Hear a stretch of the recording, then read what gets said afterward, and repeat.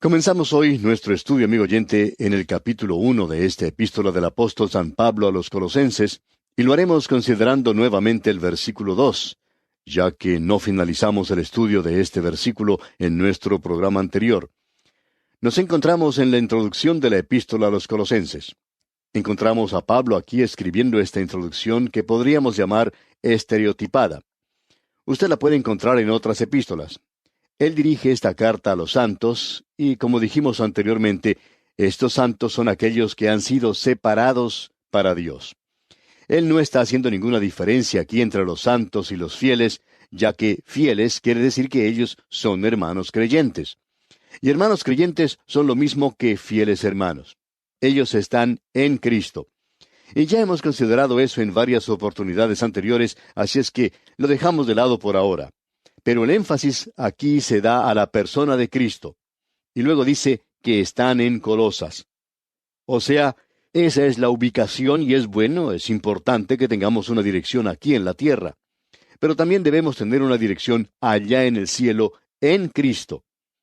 Pablo en su introducción habla en un estilo muy formal. Dice, gracia y paz sean a vosotros de Dios nuestro Padre y del Señor Jesucristo. Usted debe conocer la gracia de Dios para poder experimentar la paz de Dios. Él dice que es de Dios nuestro Padre y del Señor Jesucristo.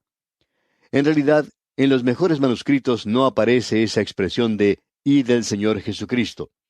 Y eso, amigo oyente, es muy importante de notar porque la herejía que Pablo está contraatacando era el gnosticismo, la primera herejía en la iglesia, y estos eran de la rama de los esenios, y ellos relegaban a Dios a un lugar muy apartado del hombre, y uno tenía que pasar a través de emanaciones para poder acercarse a Dios. ¿Ha notado usted, amigo oyente, que todas las religiones paganas y la mayoría de los cultos o sectas también tienen cierta clase de ábrete sésamo antes de que uno pueda llegar a Dios? Pues bien, Pablo deja bien claro esto aquí, que lo que dice es directamente de Dios nuestro Padre. Y nosotros podemos ir directamente a Él. Ahora, en el versículo 3 de este capítulo 1 dice Pablo, siempre orando por vosotros, damos gracias a Dios, Padre de nuestro Señor Jesucristo. Nosotros vamos directamente a Dios. Uno no tiene que pasar por ninguna clase de emanación para poder hacerlo. Si usted está en Cristo Jesús, amigo oyente, entonces tiene entrada. Ese es uno de los beneficios de ser justificado por la fe. Es este acceso a Dios, es por medio de nuestro Señor Jesucristo.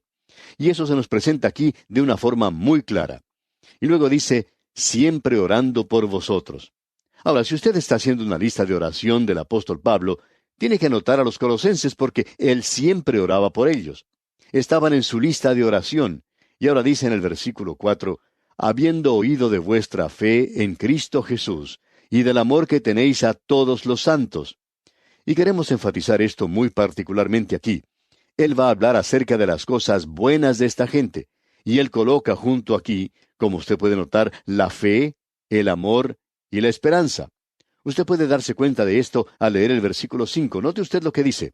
A causa de la esperanza que os está guardada en los cielos, de la cual ya habéis oído por la palabra verdadera del Evangelio.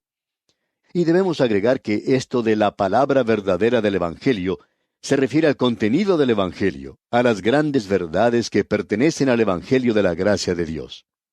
Hay otra cosa de importancia que debemos notar aquí.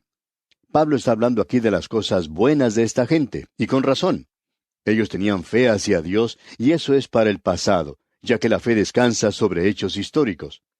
Amigo oyente, usted no ha escuchado el Evangelio, a no ser que haya escuchado algo en qué creer, no algo que hacer, algo en qué creer.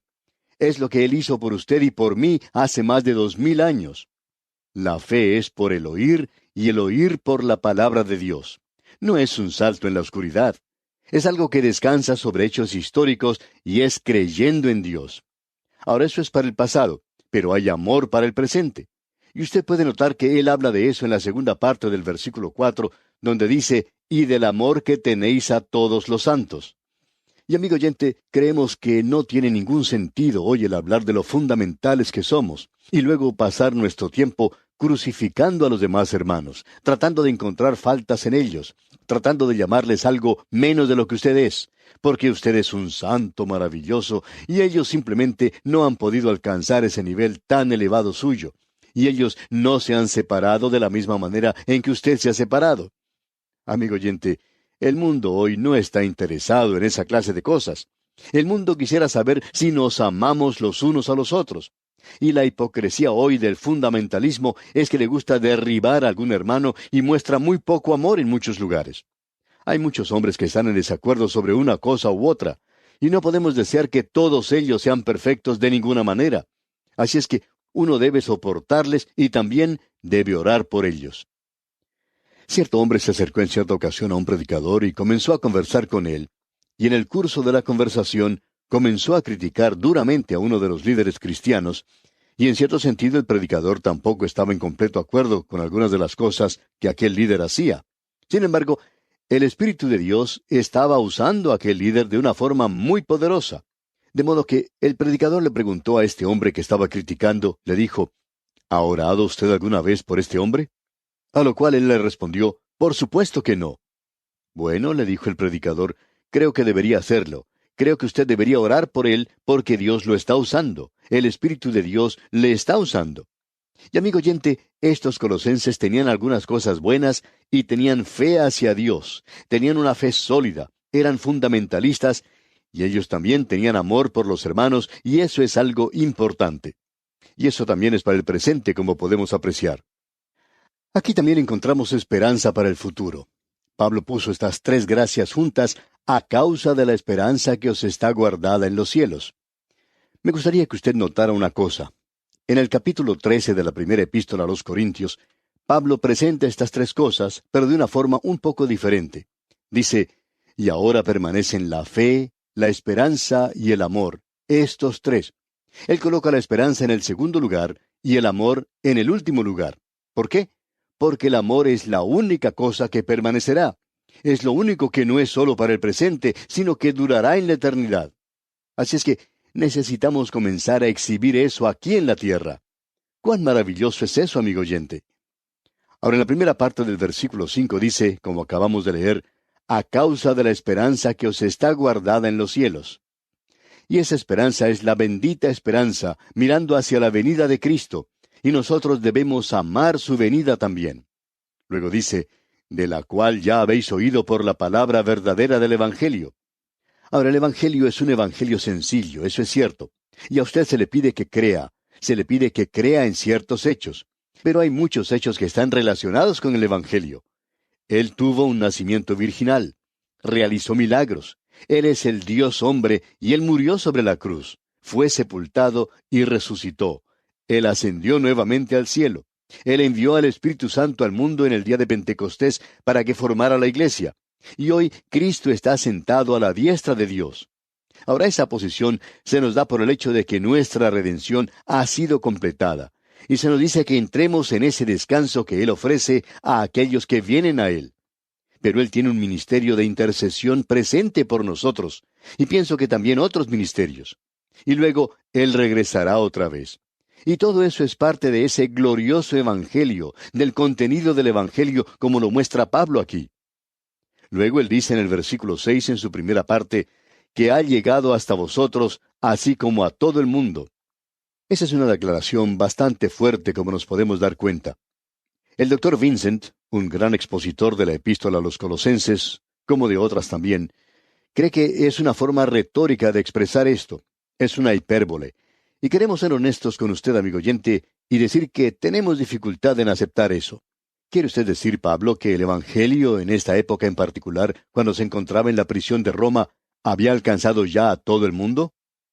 Bueno, eso es lo que Pablo dice, y pensamos que debemos tomarlo literalmente. Y creemos que Pablo quiere decir lo que dice. Y uno no se da cuenta de lo correcto que es esto hasta cuando puede contemplar en la ciudad de Sardis de Turquía parte del camino romano que ha sido excavado en esa zona. Ese es el camino por el cual llegó Pablo al país de Galacia en su camino hacia Éfeso. Y allí, por 3 años, se predicó el Evangelio y la gente que se encontraba allí venía de todas partes del Imperio Romano. El Evangelio había llegado antes que Pablo a Roma, ya que él no fue a esa ciudad sino hasta cuando fue tomado prisionero, y el Evangelio estaba siendo predicado a través del Imperio Romano. La palabra que se utiliza aquí es cosmos, y quiere simplemente decir el imperio romano de aquel día. Quiere decir que el Evangelio en ese tiempo había penetrado a los lugares más alejados del imperio romano. Había cruzado hasta la Gran Bretaña y había llegado a otros lugares. Y cada parte del imperio romano había oído el Evangelio en esa época en particular. Amigo oyente, esos apóstoles primitivos, antiguos, siempre estaban andando. Y no nos gusta el tratar de criticarlos. Y aquí dice que se predicó a todo el mundo romano. Y Pablo agrega, y lleva fruto. Y donde se predica el Evangelio llevará fruto, amigo oyente. Donde se presente la palabra de Dios, donde se presente el contenido del Evangelio, llevará fruto. Eso es lo que está diciendo y tiene razón.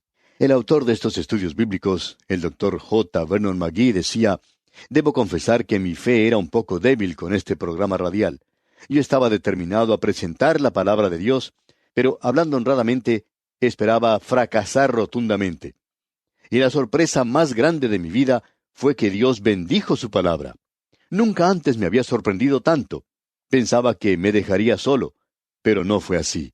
Él me dijo que iba a bendecir su palabra, y usted puede contar con ella. Y el apóstol Pablo dice aquí en este primer capítulo de la Epístola a los Colosenses, versículo 6, y lleva fruto y crece también en vosotros desde el día que oísteis y conocisteis la gracia de Dios en verdad. Nos sorprende mucho el ver la cantidad de cartas que recibimos y gente que nos dice que ha llegado a conocer a Cristo a través de este débil ministerio radial nuestro. Pero amigo oyente, Dios bendice su palabra, y eso no solo lo creemos, sino que lo sabemos. Y no estamos dispuestos a discutir o argumentar sobre esto con ninguna persona.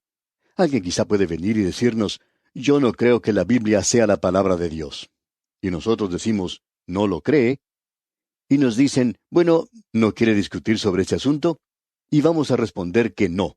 Y se preguntan por qué, vamos a decir, porque sabemos que es la palabra de Dios. No lo creemos, sino que lo sabemos. Ahora supongamos que alguien se me acerca y me diga, bueno, yo quiero discutir con usted en cuanto a si usted ama a su esposa o no lo ama. Yo puedo presentarle varios argumentos filosóficos que le demostrarán que usted no ama a su esposa. Y sabe, amigo oyente, que esa persona quizá podría argumentar mucho mejor que nosotros y quizá hasta derrotarnos intelectualmente. Y si esa persona hace eso y nos demuestra por medio de la lógica y de toda clase de argumentos que yo no amo a mi esposa, ¿sabe lo que yo diría? Yo diría, bueno, yo no sé en cuanto a esos argumentos suyos, pero quiero que sepa una cosa. Yo amo a mi señora, yo amo a mi esposa, yo sé eso, estoy convencido de eso. Yo no necesito esos argumentos convincentes, sofisticados, astutos, esotéricos del día de hoy. Hay algunas cosas que nosotros conocemos hoy y no deberíamos permitir que aquello que no conocemos perturbe aquello que sí conocemos. Y eso es algo importante de ver de nuestra parte. Por eso es que dice aquí, y lleva fruto, y crece también en vosotros desde el día que oísteis y conocisteis la gracia de Dios en verdad. Esto es algo maravilloso, ¿no le parece? Ahora en el versículo 7 dice el apóstol Pablo, como lo habéis aprendido de Epafras, nuestro consiervo amado, que es un fiel ministro de Cristo para vosotros. Epafras aparentemente era el líder o el pastor de la iglesia en Colosas. El nombre de este hombre suena como medicina, pero así era como se llamaba. Y Pablo dice aquí que él es nuestro consiervo amado.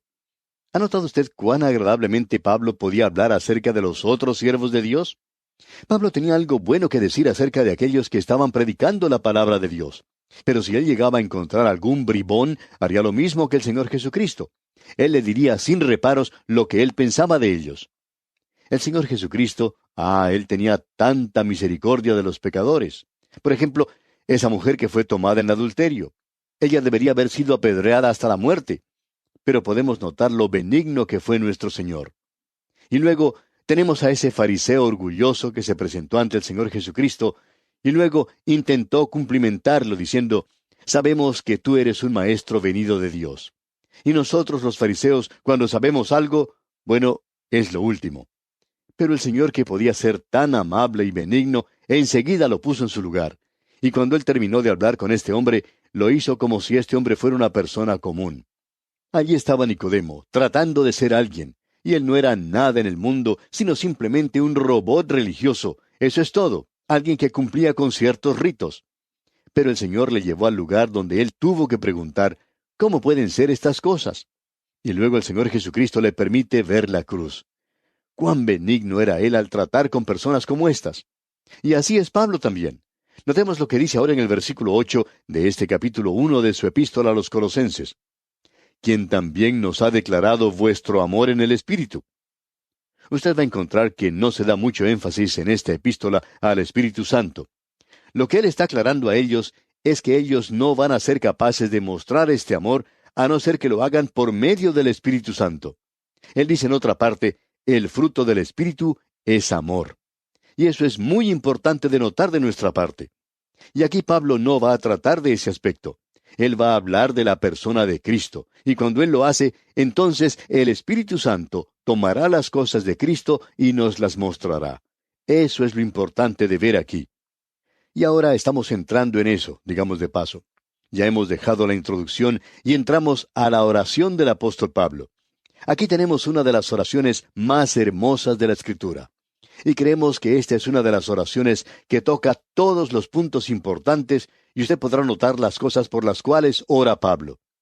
Lo interesante es que hoy encontramos a personas orando por estas cosas, y Pablo deja muy en claro que nosotros ya tenemos esas cosas. El doctor Ironside comenta sobre ciertas oraciones que dicen lo siguiente: Te rogamos, Padre, que perdones nuestros pecados y nos laves en la sangre de Jesucristo, que nos recibas en tu reino. Danos tu Santo Espíritu y sálvanos por amor a Cristo. Amén. ¿Sabía usted, amigo oyente, que Dios ya ha contestado cada una de esas peticiones? Dios nos ha perdonado por todas nuestras culpas. Nosotros ya hemos sido limpiados por la sangre de Cristo. Él ya nos ha llevado de este reino de tinieblas al reino del sol de su amor. Y Él nos ha sellado con el Espíritu Santo. Y si cualquiera no tiene al Espíritu de Cristo, Él no le pertenece, dice la Escritura. Él nos ha salvado eternamente desde el mismo momento en que creemos al Evangelio. Lo que tendríamos que hacer nosotros es darle las gracias por lo que ha hecho, en lugar de pedirle que lo haga. En lugar de decir, te pedimos que hagas esto, deberíamos decir, te damos gracias porque ya has hecho eso.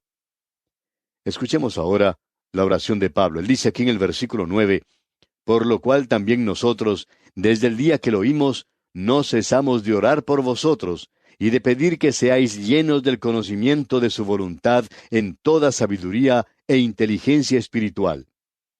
Esto es magnífico. Esto es lo primero. Él oraba para que ellos fuesen llenos del conocimiento, y eso es epignosis. Amigo oyente, estas personas eran herejes. Ellos eran los gnósticos. Pretendían tener un conocimiento superior. Y Pablo dice aquí, no cesamos de orar por vosotros y de pedir que seáis llenos del conocimiento de su voluntad, que tengáis un superconocimiento. Los gnósticos se jactaban que ellos lo tenían, y Pablo aquí limita este conocimiento a la voluntad de Dios, y tiene que ser en sabiduría e inteligencia espiritual y conocimiento. Y la palabra sabiduría se presentará como 40 veces en esta carta. Y vamos a destacar esto cuando se presente otra vez. Notemos ahora lo que dice el versículo 10. En su primera parte se menciona otra cosa. Leamos. Para que andéis como es digno del Señor, agradándole en todo. Agradando a Dios. Y esto quiere decir que nosotros no nos vamos a estar inclinando ante los hombres o tratando de complacerlos. Y luego en la segunda parte del versículo 10 tenemos la tercera cosa. Llevando fruto en toda buena obra. Es decir que el creyente es una rama que lleva fruto. Nosotros debemos producir fruto. Y al final de este mismo versículo 10 leemos, y creciendo en el conocimiento de Dios. El creyente no debe ser una persona estática, sino que tiene que ser viva y crecer en la palabra de Dios. ¿Y cuán importante es esto, amigo oyente? Sigamos adelante. En el versículo 11 tenemos la quinta cosa por la cual ora Pablo. Allí dice, fortalecidos con todo poder, conforme a la potencia de su gloria, para toda paciencia y longanimidad. Y la fuerza y el poder solo viene de Dios, y eso es producido por el Espíritu Santo en paciencia y longanimidad y gozo. Fortalecidos con todo poder, dice. Y notamos que dice también, para toda paciencia. Y luego dice en ese mismo versículo, y longanimidad. ¡Cuán maravilloso es esto, amigo oyente! Llegamos ahora a las cosas por las cuales Él da gracias. Y todas nuestras oraciones deberían estar llenas de acción de gracias. Notemos lo que dice el versículo 12. Con gozo, dando gracias al Padre que nos hizo aptos para participar de la herencia de los santos en luz. Dios, en su gracia, nos ha dado una herencia con los santos en luz. Y nosotros deberíamos asirnos de eso, agarrarnos de eso, creer en Dios. La segunda cosa es mencionada en el versículo 13, donde dice, el cual nos ha librado de la potestad de las tinieblas y trasladado al reino de su amado Hijo. Nosotros hemos sido librados del reino de Satanás. Estábamos muertos en delitos y pecados, andábamos según el mundo, y ahora hemos sido trasladados al reino de su amado Hijo. De paso, digamos que este es el aspecto presente del reino de Dios aquí en la tierra. El único lugar donde podemos tener el reino de Dios es sobre la tierra. Usted no lo puede edificar. La única forma en que se puede tener es abriendo su corazón y recibiendo a Cristo Jesús como su Salvador. Y entonces usted mismo es trasladado a ese reino. Esto es algo maravilloso, debemos afirmar. Y en el versículo 14 se nos dice, en quien tenemos redención por su sangre, el perdón de pecados. Esto es algo realmente maravilloso. Nosotros hemos sido trasladados y ahora tenemos perdón. Y esto siempre está relacionado, como ya lo hemos dicho, con la sangre de Cristo. Dios no perdona el pecado de una forma arbitraria o sentimental. Y la redención aquí quiere decir que Él ya pagó el precio y nos ha librado de nuestra esclavitud. Tenemos aquí estas 5 cosas maravillosas, y aún así hay muchas personas que todavía hoy están orando para obtener estas cosas. Amigo oyente, estas cosas pueden ser suyas. ¿Por qué no le da gracias al Señor por ellas? Esa es la debida actitud que tiene que tener el creyente hoy. En nuestro próximo programa, Dios mediante, vamos a observar la persona de Jesucristo. Ahora nos vamos a acercar bien para poder ver en realidad la teología de todo esto. Que Dios derrame en usted sus ricas bendiciones.